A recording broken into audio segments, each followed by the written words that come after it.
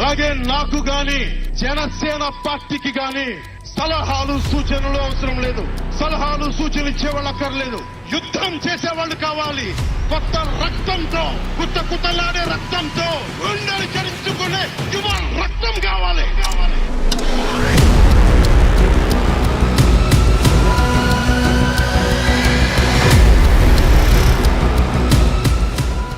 రెండు తెలుగు రాష్ట్రాల్లో ఏపీలో అధికారం ఎవరిదనే విషయమై పెద్ద ఎత్తున చర్చ జరుగుతోంది. ఏ ఇద్దరు ఫోన్లో మాట్లాడుకున్నా ఈసారి ఏపీ ముఖ్యమంత్రి ఎవరనే ఆరా తప్పనిసరైంది. ఎన్నికలకు ఇక 50 రోజులు మాత్రమే గడువుంది. ఈ నేపథ్యంలో ప్రజాభిప్రాయాన్ని తెలుసుకునేందుకు సామాన్యులు మొదలుకొని మేధావుల వరకు తమకు తెలిసిన రీతిలో ప్రయత్నిస్తున్నారు.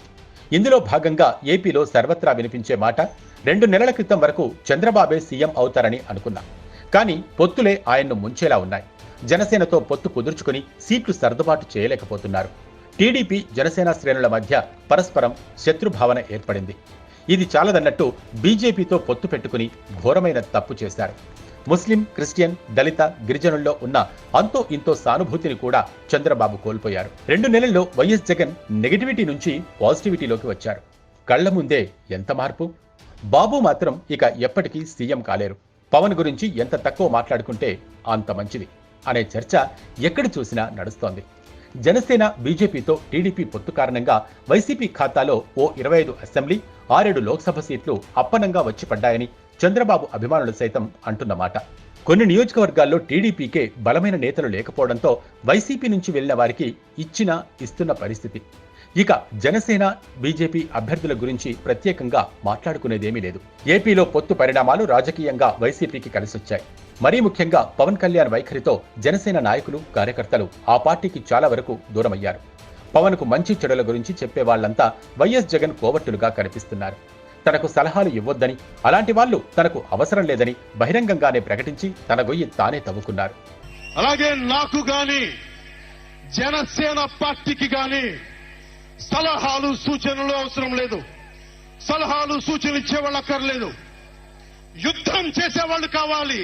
కొత్త రక్తంతో, కుట్టలాడే రక్తంతో గుండెలు చరించుకునే యువ రక్తం కావాలి.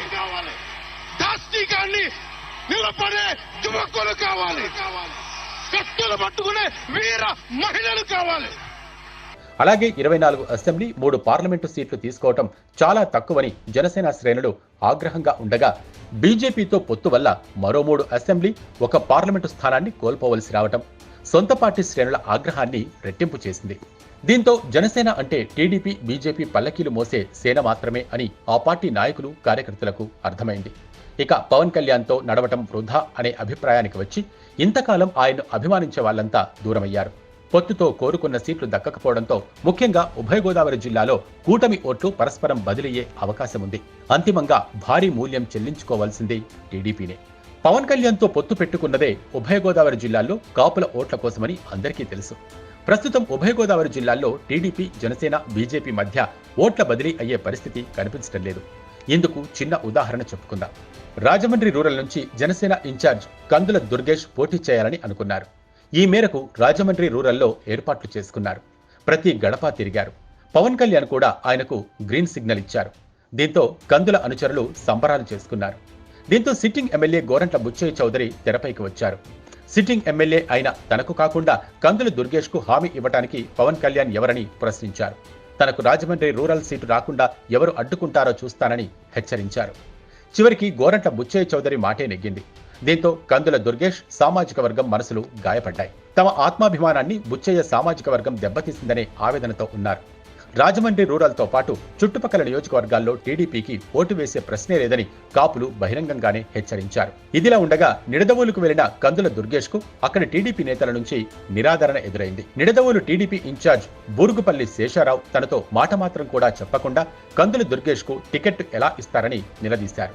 అసలు తన ఇంటి వద్దకు వచ్చిన దుర్గేష్ ను కలవడానికి కూడా ఆయన ఇష్టపడలేదంటే ఆ నియోజకవర్గంలో జనసేన పరిస్థితి అర్థం చేసుకోవచ్చు.